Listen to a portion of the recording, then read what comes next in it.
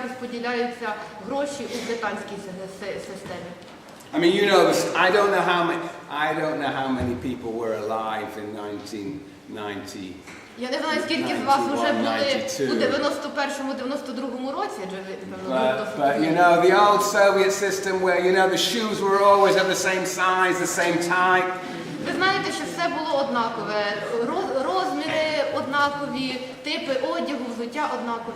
Agricultural equipment was always very heavy because the incentive system was based on the weight of the machinery. І дійсно сфера культури, вона була слабкою. Now we have the same sort of distortions in the production of knowledge in England. And one of the particular problems is the narrowing of time horizons. Everybody's concerned with the indicators, not with the research itself. І проблема в тому, що саме те відбувалося і в Британії, і відбувається, адже більше уваги приділяється певним індикаторам, розробці індикаторів, а не дослідженню як такому і результату його. So we could talk much more about this, and you probably understand state regulation of higher education much better than I do. Я думаю, що ви можете краще розуміти те, що я називаю державним регулюванням. But I want to stress here that there are these two models, the market model, the regulation model. And they, in a sense, have displaced the self-regulation model. І я хочу сьогодні говорити про ринкову модель та про модель регуляції університету, які, по суті, замінили модель саморегуляції університету. And I feel it's absolutely important that we as social scientists, as sociologists, begin to think of alternative models of the university. І це нормально, що ми, як соціологи, маємо думати про альтернативні моделі існування університету. I believe that what is happening is the university is increasingly embedded in society through regulation and through commerce, and we have to think of alternative ways of embedding the university in society. І ми маємо подумати про альтернативні шляхи того, як університет має входити чи має вплітатися у життя суспільства. So that is my task for the next 33 minutes. Це моє завдання на 33 хвилини. Okay. All right, let's begin. Alternative models. Отже, альтернативні моделі. Two questions. Два питання. Knowledge for whom? Knowledge for what? Знання для кого, знання для чого? These are two profound and fundamental questions that academics do not ask themselves sufficiently seriously. Це два фундаментальні глибокі питання, які не прийнято задавати досить серйозно в академічному середовищі. Who are we producing knowledge for and for what ends? Для кого ж ми все-таки виробляємо знання і з якою метою? Well, okay. Knowledge for whom? For whom do we produce knowledge? Для кого ми виробляємо знання? An academic audience or an extra academic audience? Для академічної аудиторії чи для іншої аудиторії? Simple. Dichotomy. Beautiful. Дихотомія. Чудово. That's very nice. Yes. Okay. Then knowledge for what? Now this is a little bit more complicated. I think there is two types of knowledge. Knowledge that is concerned with the pursuit of means for a given end, what I call instrumental knowledge, as opposed to reflexive knowledge, which is a discussion of ends themselves. І можемо говорити про трошечки складнішу схему, для чого знання. Тобто знання у нас може бути інструментальним, і знання у нас може бути рефлексивним.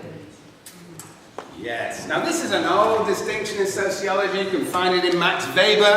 You can find it in the Frankfurt School of Horkheimer, Adorno, Marcuse. It's you might say a German distinction between instrumental knowledge, means-oriented knowledge, and reflexive knowledge, which is concerned with discussions of basic values and ends. Відмінність між цими двома типами знання ви можете знайти у багатьох роботах соціальних вчених, починаючи ще від Макса Вебера, закінчуючи, для прикладу, Маркузе і так далі. Франкфуртська школа. So, that Weber and the Frankfurt School were concerned that the world was increasingly obsessed with the pursuit of means, of instrumental knowledge, at the expense of the discussion of the direction of society. And I too believe that this is a characterization of the contemporary world, particularly in relation to the university. Ще в часі Вебера і Франкфуртської школи йшла мова про те, що інструментальне знання – це знання, яке, власне кажучи, орієнтоване на здобуття певних інструментів, а не на розуміння того, навіщо це все, і розуміння контексту, в якому воно здобувається. Можливо, така ж сама ситуація із знанням у сучасному світі. Воно є інструментальне. Very good. So now we have two dichotomies. Отже, у нас тепер дві дихотомії. This is the sociological paradise. Соціологічний рай. I mean, this is the dream of every sociologist, to have a 2x2 table. Отже, це мрія соціологів – мати отаку табличку. Yes. This is what we aspire to. And so, what we have to do is fill the boxes. Отже, що треба тепер зробити? Заповнити її. Okay, you see, knowledge for whom, or academic, extra-academic, knowledge for what, instrumental, reflexive. Отже, ви бачите те, що щойно було проговорено. First, policy knowledge. Отже, перше, знання, яке ми називаємо політичне знання. What is policy knowledge? Basically, it's knowledge that you produce for some client, and hopefully the client will give you some money in return. Це те знання, яке ви продукуєте для того, щоб мати певну компенсацію, насамперед грошову. The client is extra-academic, it could be some polling agency, it can be a political party. Це йде мова абсолютно про різні інституції, це можуть бути політичні партії, це можуть бути різноманітні опитувальні агенції. And so basically the agency, the politician, the advertising agency has a problem, wants to sell, I don't know, what are you selling around here? Питання, що ви продаєте? So, what do you think? What's the new advertisements around here? Про що нова реклама тут? Про що нова реклама у Україні? Perfume. Shoes with high heels. Yes, okay. Взуття на високих підборах. Yes, right. And also old men who've lost their hair, right? А також виходи для людей, в кого Okay. волосся. The point is that this is policy knowledge. This is basically knowledge that is produced for a client who have a specific end in mind. Отже, по суті, це політичне знання, це знання, яке продукується для клієнта, для певної орієнтації, яка буде мати компенсацію. And a lot of the sociology in the Soviet era and indeed in post-Soviet era was of this character, policy knowledge. І дуже багато соціології раніше, вона якраз мала ось такий характер. Okay, second, professional knowledge. Наступне професійне знання. This is where I belong, or part of me belongs. This is the idea of sociology being produced for other sociologists. Отже, це те знання, до якого я належу, і сподіваюся, що ви належите. Це те знання, яке ми продукуємо один для одного. And we work in research programs, frameworks, and we solve puzzles in those frameworks. That's what we do as research sociologists. Отже, ми працюємо в певних теоретичних схемах, концепціях і один для одного створюємо ті чи інші, скажімо, завдання.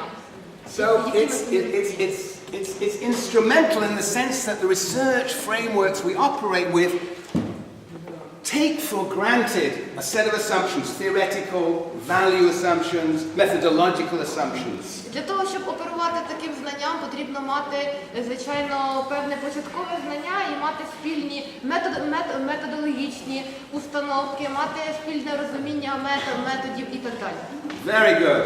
Now, of course, professional sociologists don't like being called instrumental, but that's really what we do. We work within a framework. We take things for granted. Отже, ми, по суті, приймаємо речі такими, як вони є, не задумуючись, чому вони є такими. So, what happens is we have another type of knowledge, critical knowledge. Але ми маємо ще один тип знання, це критичне знання. And critical knowledge is really the critical examination of the foundations of professional knowledge. І критичне знання – це якраз досить критичне бачення того, що ми потім імплікуємо у нашому професійному знанні. Ось тих установ. Now, this critical knowledge perhaps is only well developed where the professional knowledge is also well developed. But in the United States there are lots of these critical theorists who are always examining the foundations of the professionals, and the professionals hate them. Дійсно, з одного боку можна сказати, що критичне знання воно розвивається тоді, коли вже є добре розвинутим професійне знання. Але от для прикладу у Америці представники критичного знання вони завжди люблять критикувати, і представники професійного знання за це їх недолюблюють. But I believe that the professionals need those criticisms because that's some of the energy that goes into the transformation of professional sociology. Але насправді така критика є потрібною, адже вона потрібна для розвитку професійного знання. So that's 3, but we have a 4th box. What are we going to put in our 4th box? Що може бути у четвертій комірці? Oh, very good. I love it. Okay. Це чудово.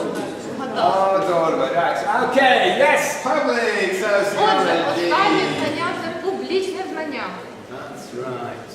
Of course, the word public is very tricky to translate into probably Ukrainian and Russian. Так, слово «публічний» в українській і російській мові може мати деякі інші виміри перекладу. There'll be many debates about the meaning of public. Було досить багато дебатів стосовно того, як правильно перевести слово «паблік». It's very interesting, the very word public actually has very different meanings in different parts of the world. Дуже цікаво, які різні значення має термін «паблік» у різних частинах світу.